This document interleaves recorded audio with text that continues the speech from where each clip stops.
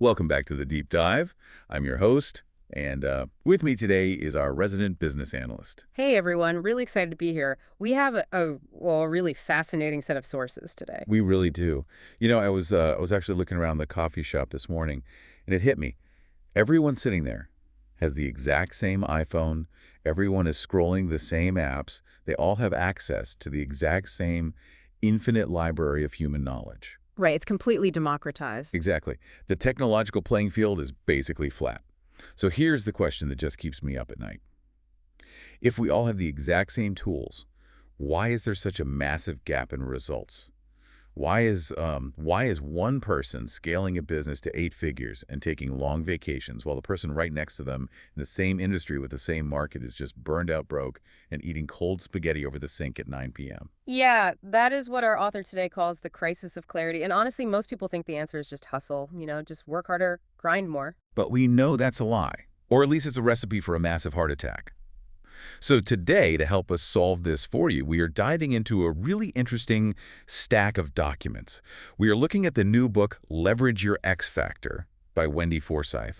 But, and I love when we actually get to do this, we aren't just reading the manuscript. No, we are not. We managed to get our hands on something a little more internal. We have Wendy's confidential launch plan. Which kind of feels like we snuck into the war room. It does a little bit. This is the actual strategy document detailing exactly how she is rolling this book out to the world. So throughout this deep dive, we are going to do something unique. We aren't just going to tell you what she says in the book. We're going to look at the launch plan to see if she actually does it. We are auditing the author. Yeah. I love it. So before we jump into her framework, give us the quick elevator pitch on Wendy. Why should we be listening to her? She is a heavyweight. She is currently the chief marketing officer at XP Realty. So she is steering a massive ship there. She has over 25 years of industry experience. But the thing that really colors her perspective, and you see this all over the text, is that she is an Ironman finisher. Which, just to clarify for those of us who get winded walking up the stairs, is a 2.4-mile swim, a 112-mile bike ride, and then Running a full marathon. all in one single day. It's wild. It's a level of discipline that borders on obsession, and her core philosophy is that business requires that exact same kind of structured endurance. Success isn't about working harder, it's about uncovering a unique differentiator that is already inside you. She boils this down to a framework she calls FACTOR. Right, and that stands for Focus, Action, Community, Technology, Operations, and Resilience. Exactly, and she contrasts the sustainable blueprint against the lies of hustle culture. Okay, let's just get right into it. Pillar 1 is focus. Yeah. And she starts with this visual that I found honestly really unsettling. The dark room. It's an effective metaphor, isn't it? She says most people run their businesses like they're walking through a pitch black room. They are moving, sure, but they are moving really slowly because they are terrified of bumping into the furniture. They are totally reactive. Yeah. Very anxious. Right. And focus isn't about rearranging the furniture. It is literally just flipping their light switch on. Suddenly you can move fast because you can actually see. But here is the kicker. What keeps the lights off? It's what she calls the busy trap. I felt personally attacked by this section. I won't lie. I think we all do. She cites some really interesting science in the book. It's about context switching. You know the drill where you are writing an email, then you quickly answer a text message, then you check a real estate listing, then you go back to the email. That toggling can actually drop your functional IQ by up to 10 points. So multitasking literally makes us dumber? It makes you dumber and slower. She makes a critical distinction here. Being busy is not the same thing as being productive. You can sweat on a treadmill for an hour and not go anywhere at all. There is a story in the manuscript about an agent named Alex that really drove this home for me. It wasn't just a business story, it was almost a tragedy. Yeah, it's the story of the first and last out mentality. Alex thinks success is simply about logging hours. And the scene she paints is so vivid.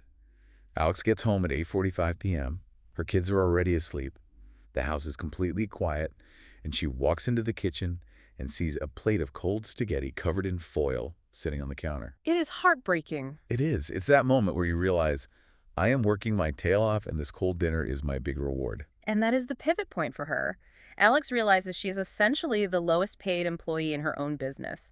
She has to shift from an agent mindset where she does everything herself to a CEO mindset where she focuses on high impact work. So how do you actually fix that? Wendy throws out this acronym, SCALE. Simplify, codify, automate, leverage, eliminate. Now, I have heard simplify and automate a million times, but codify, stop me. That sounds like something a lawyer does. What does that actually mean for a real estate agent or a salesperson? It's actually the most important step and the one that people always skip. Codifying means taking the process out of your head and putting it onto paper. Let's say you have a very specific way you like to onboard a new client. If that process only exists in your brain, you can never hire anyone to do it for you. You are trapped. Because you're the only one who knows the secret handshake. Exactly. Codifying is writing the playbook. It's creating the checklist. Once it is written down, once it's codified, then you can leverage it by handing it to someone else. Without codification, you cannot scale. You are just a very busy person with a job, not a business owner. That makes perfect sense. If it's not written down, it's not real. Yep. Okay, moving to pillar 2, action. Momentum over motivation. Yes. The core truth here is that conditions don't create action. Action creates conditions. Highlighted that sentence 3 times. I am a chronic overthinker. I will plan a plan to plan the plan. Most smart people are. We wait to feel ready. We wait for the market to improve or interest rates to drop. We wait for confidence. Wendy argues that confidence is a lagging indicator. It comes after you take the action. She uses the rocket ship analogy here, right? She does. Rocket uses something like 80% of its fuel just to clear the launch pad. The atmosphere is thickest at the bottom, the resistance is highest at the start, but once it breaks gravity, it just glides. So the lesson is that the start is supposed to be hard. That is not a sign to stop. It's just physics. And this is where we see the launch plan document really come into play. Yeah. We can see Wendy taking her own medicine here. She isn't just publishing a book and hoping people find it. No, looking at this schedule, it is exhausting just reading it. She has a massive regional speaking tour book to demonstrate this framework live. Seattle, Portland, LA, Denver, Phoenix. She is getting on the rocket ship. She's not waiting for conditions to be perfect or for Amazon to just magically do the work. She is generating the momentum herself. There is a story in the book about someone named Olivia that mirrors this perfectly. The market turns, interest rates spike, and everyone just freezes. Right. They are all waiting for the good old days to come back. But Olivia just starts moving. She pivots. She starts filming these messy, imperfect videos in her car. And notice, she is not trying to be a polished influencer. She is just answering client fears. Is it a bad time to buy? What do these rates actually mean for my mortgage? And she starts cold calling, which sounds like absolute torture to me. To everyone. But she reframes it. She stops calling it sales and starts calling it checking in. That simple shift in mindset leads her to a family who didn't even know they had $200,000 in equity sitting in their house. Which turns into a $1.2 million listing. Exactly. While all the other agents were sitting at their desks waiting for the phone to ring, the key takeaway for you listening is that ready is a myth. You don't wait for confidence. Action generates confidence. Let's pivot to pillar 3, community. Now, this is interesting because Wendy is at eXp Realty, and they have a very specific business model, but she frames this broadly as moving from competition to collaboration. The traditional real estate model is very lone wolf. It's cutthroat. If I give you my secrets, you might steal my client. So I guard my information with a scarcity mindset. Which is incredibly lonely. Lonely and very limiting. Wendy talks about the vision of Glenn Sanford, the founder of XP. The model there is built on a revenue share. So if I bring you into the company and help you succeed, I actually benefit financially from your growth. So it literally changes the incentive structure. It pays to be helpful. It aligns the incentives perfectly. It makes collaboration profitable instead of dangerous. But even if you aren't at that specific company, the principle holds up. She talks about the 3 M's you need in your circle: mirrors, mentors, and motivators. Mirrors show you who you are. Mentors show you who you can become. And motivators push you when you just want to stop. Yes. The tactical advice is to build a longer table, not a higher fence. And going back to the launch plan, we see her living this community pillar too. In a really big way. I notice on page 4 of the plan, it mentions the financials. She is donating all of the proceeds from this book. Right, to extend a hand, which is the charitable foundation for eXp agents in crisis. So she is literally putting her money where her mouth is.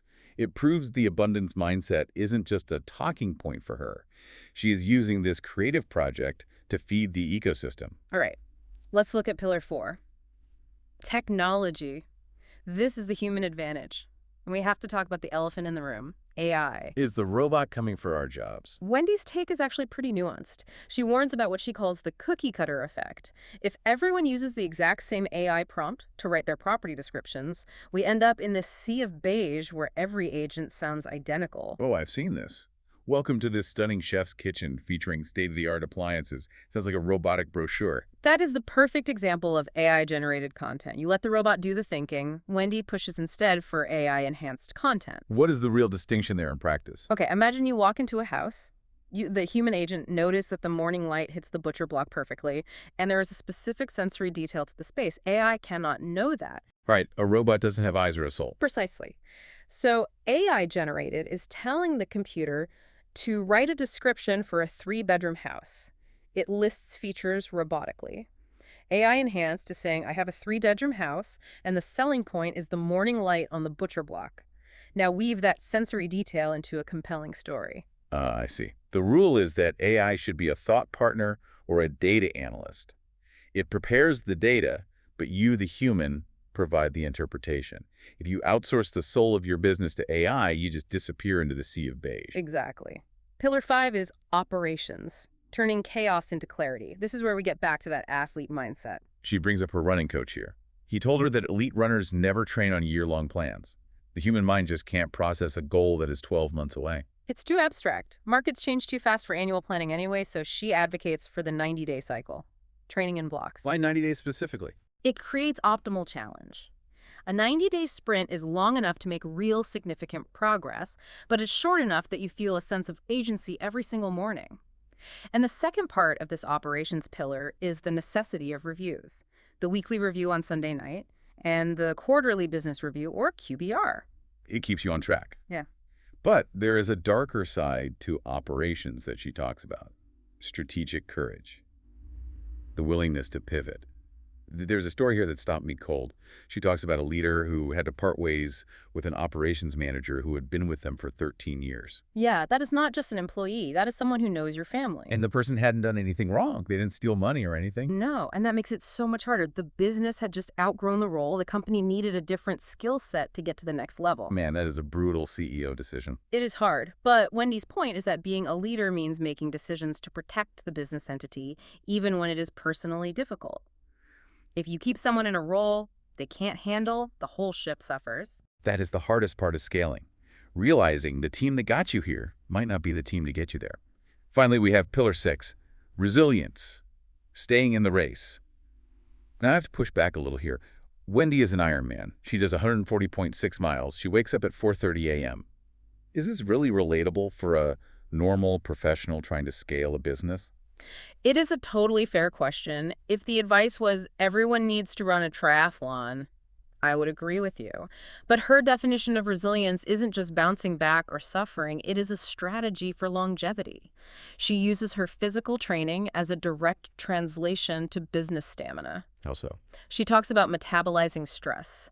In real estate or any high-stakes business, you deal with massive stress. If you don't have physical movement to metabolize that stress, it turns into burnout. So it's about energy management. Exactly. And the most counterintuitive advice in this whole section is about boundaries. She says, you must book your personal time, your vacations, and rest into your calendar before you book your business time. That feels entirely backwards. It feels wrong to high achievers, but she argues that if you don't block out your personal life first, the business will expand to eat every available second. And that leads to her real definition of burnout. Right. She says burnout doesn't actually come from working too hard. We can work incredibly hard on things we are passionate about. Burnout comes from resentment and a lack of boundaries. That hits home. It's not the 12-hour day itself.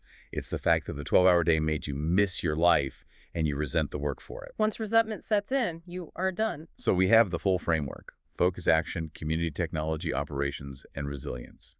And looking back at the confidential launch plan, we see her executing at a CEO level. It really is a masterclass. She has specific targets like getting over 100 Amazon reviews in 30 days. She is partnering with Housing Wire and Inman. She is running the play perfectly. It's a cohesive system. Wendy ends the book by tackling what she calls the final boss: imposter syndrome. That voice asking, who are you to have an X factor? And her answer is brilliant. The X factor isn't something you go out and find. It is something you uncover. It is simply the intersection of these 6 pillars. It is already inside you. You just have to clear away the noise. I want to leave you, the listener, with a final provocative thought. It builds on everything we just talked about. Let's hear it. If you treated your energy like a bank account, are you currently overdrawn? Wow. If you are in the red verse, No amount of new apps or marketing tricks will save you. You need to look at this framework and maybe start by eating a warm dinner for once instead of that cold spaghetti, Stop planning the year you can't control. and master the 90 days you can. Thanks for joining us on this deep dive. We will catch you next time.